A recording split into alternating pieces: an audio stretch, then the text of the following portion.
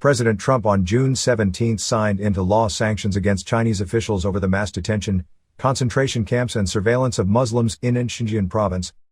On the latest war against racism, these sanctions are a huge step forward for humanity. The U.S. is the only country that has brought these atrocities to the forefront and is taking action. The U.S. will immediately implement these sanctions to punish China over its treatment of racial and religious discrimination. In a statement, President Trump said the act holds accountable perpetrators of human rights violations and abuses such as the systematic use of indoctrination camps, forced labor and intrusive surveillance to eradicate the ethnic identity and religious beliefs of Uyghurs and other minority.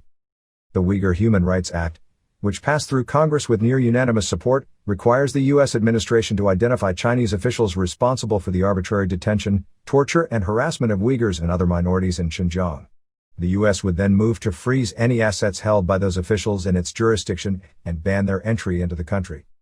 Nuri Turkal, a Uyghur rights activist and member of the U.S. Commission on International Religious Freedom, welcomed the announcement. It is a great day for American citizens as well as Uyghur and other Turkic people in China who have been subject to ghastly human rights abuses by the Communist Party of China, he said. But the Chinese government said the sanctions maliciously attacks China's policy in the Xinjiang region and threatened countermeasures. It also urged the U.S. to stop interfering in its internal affairs. China will resolutely hit back and the U.S. will bear the burden of all subsequent consequences, the country's foreign ministry said in a statement on Thursday. China has rounded up at least 1 million Uyghurs in Xinjiang and imprisoned them in what it calls re-education camps. Several investigations claim that most of the detainees were imprisoned due to religious discrimination using communist tactics. Investigators claim the detainees were forced to endure countless hours of indoctrination and language classes.